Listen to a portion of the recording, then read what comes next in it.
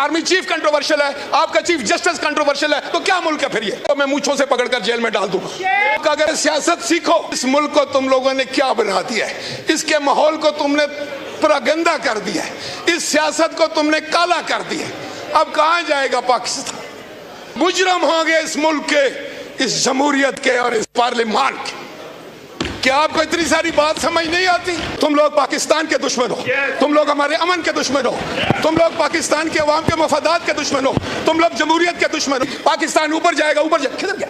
सबसे बढ़कर मुल्क के साथ वफादारी होती है। खुदा का खौफ करो आप लोग, पहले सियासत सीखो। ठीक है, पार्टी के साथ वफादारी भी होती है, कायद के साथ भी वफादारी होती है, लेकिन सबसे बढ़कर मुल्क के साथ वफादारी होती है। मुल्क में आमरीत की, मुल्क में आमरीत जमहूरियत को तबाह बर्बाद किया। अस्सलाम वालेकुम नाज़रीन इकराम, राजा परवेज़ अशरफ की आपको मुकम्मल वीडियो दिखाते हैं। आज राजा परवेज़ अशरफ ने हक अदा कर दिया और कहा कि तुम लोगों ने जमहूरियत को तबाह करके रख दिया, इस मुल्क में नाम की जमहूरियत बाकी रहेगी। आप कहते थे मुल्क आगे जाएगा, किधर गया आगे? राजा परवेज़ अशरफ ने हुकूमत पर रंदा फेर के रख दिया। आप वीडियो देखिए, फिर इस पर बात करते हैं। अब तो हम शायद हम सब कोई ऐसा लगता है जैसे कोई फोड़े बन गए, इतने दुखी हैं सारे, इतने फोड़े बने हुए हैं, इतने मैं समझता हूं कि हम लोग इतनी हमारे में अभी बर्दाश्त ही नहीं है कि कम अज कम तरीके से सलीके से समझें तो सही कि बात क्या है और फिर उस बात का जवाब दिया जाए। मैं किसी की जात की बात नहीं करूंगा, मैं लीडर ऑफ द अपोजिशन की इज्जत करता हूं। जो भी लीडर ऑफ द अपोजिशन इस हाउस में है वो काबिल एहतराम है, इतना ही काबिल एहतराम है जितना लीडर ऑफ द हाउस।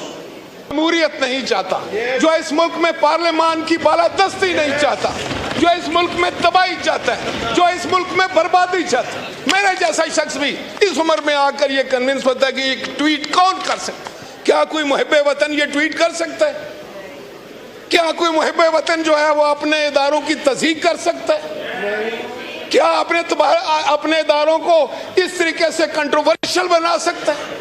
आपका अगर आर्मी चीफ कंट्रोवर्शियल है, आपका चीफ जस्टिस कंट्रोवर्शियल है, तो क्या मुल्क है फिर ये? किस तरह मुल्क चलेगा ये? फिर किस तरीके से हम अपनी हिफाजत करेंगे, अपने मुल्क की सालमियत की हिफाजत करेंगे? खुदा का खौफ करो आप लोग, पहले सियासत सीखो। ठीक है, पार्टी के साथ वफादारी भी होती है, कायद के साथ भी वफादारी होती है, लेकिन सबसे बढ़कर मुल्क के साथ वफादारी होती है। लीडर ऑफ द अपोजिशन ने कहा है कि उनके नाना जान और चेयरमैन के नाना जान, मैं दोनों नाना जान को जानता हूं और उसकी होश है मुझे। अगर आप मुझसे पूछते हैं तो मैं आपको बताना चाहता हूं कि आपके नाना जान ने इस मुल्क में आमरीत की, मुल्क में आमरीत जमहूरियत को तबाह बर्बाद किया और चेयरमैन के नाना जान ने आपको वोट का हक दिया, आपको आइन दिया। आप जिस हाउस में बैठे हैं उसकी वजह से पाकिस्तान के अवाम ने इक़्तिदार से अलग कर दिया और वो शख्स जो इनका नाना था वो उसने फांसी का फंदा कबूल किया चूम कर, और जमहूरियत के लिए, आज़ादी के लिए, पार्लियामेंट और आइन के लिए उसने किसी के सामने सर नहीं झुकाया। आज जो कुछ भी है, आज अगर इस हाउस के पास कुछ इख्तियारात हैं जो जनरल मुशर्रफ ने छीन लिए थे, तो वो इख्तियारात चेयरमैन बिलावल भुट्टो के वालिद गिरामी आसफ अली जरदारी की वजह से।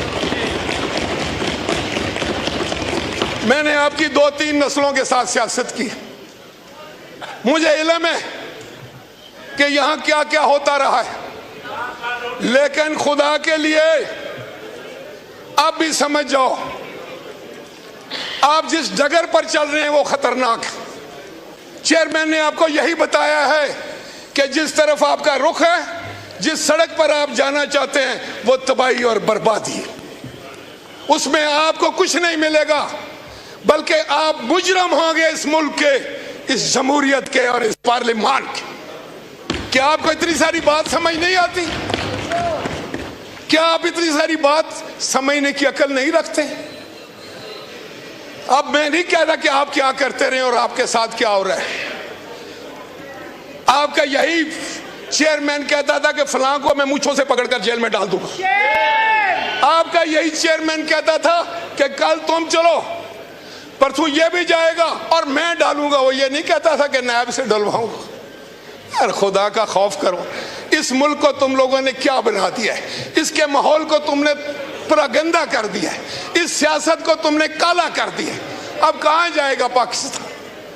इसलिए मैं कहता हूं कि पाकिस्तान के 25 करोड़ लोगों को अब मैं समझता हूं मुस्तैद होकर खड़ा होना पड़ेगा। और ये जो आप सियासत में गंद लेकर आए हैं और बाज नहीं आ रहे, मैंने हर मुमकिन कोशिश की। मैं आज भी किसी जगह ये पैगाम देकर आया था कि इस वक्त मुल्क को सिर्फ हम आहंगी की जरूरत है, एक दूसरे से मोहब्बत करने की जरूरत है, एक दूसरे का हाथ पकड़ने की जरूरत है, एक दूसरे का साथ देने की जरूरत है पाकिस्तान के लिए। लेकिन आप तो नफरतें बेचने वाले लोग हैं, आप तो नफरतें फैलाने वाले लोग हैं, आप तो जानबूझकर अगर अच्छा माहौल हो तो उसको खराब करने वाले लोग। किस तरह यह पार्लियामान चलेगा? अच्छा जगदई साहब आप बताएं, आप आइन और कानून की बात करते हैं, इन रवैयों से आइन और कानून मजबूत होगा, पार्लियामान मजबूत होगी? आज 25 करोड़ अवाम एक तरफ, उनकी तो कोई बात नहीं हुई। कितनी दफा इन्होंने महंगाई पे बात की है, बेरोजगारी पर बात की, और ये सबज पासपोर्ट की बड़ी इज्जत होगी, ग्रीन की। पाकिस्तान ऊपर जाएगा, ऊपर जाएगा, किधर गया? कहां गया पाकिस्तान? इस हालत में छोड़ा पाकिस्तान को।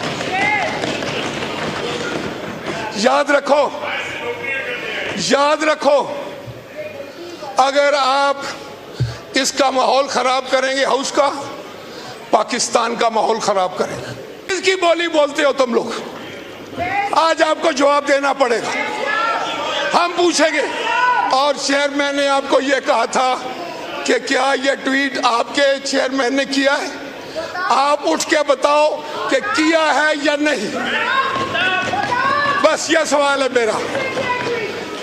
कंसेंसस बन सकता था, लेकिन तुम लोग कंसेंसस के दुश्मन हो, तुम लोग पाकिस्तान के दुश्मन हो, तुम लोग हमारे अमन के दुश्मन हो, तुम लोग पाकिस्तान के अवाम के मफादात के दुश्मन हो, तुम लोग जमहूरियत के दुश्मन हो। नाज़रीन इकराम, आपने वीडियो देखी। राजा परवेज़ अशरफ ने आज पार्लियामेंटेरियन होने का हक अदा कर दिया। तमाम लोगों को नसीहत करते हुए कहा कि खुदारा इस मुल्क के बारे में सोचें, इस मुल्क की अवाम के बारे में सोचें।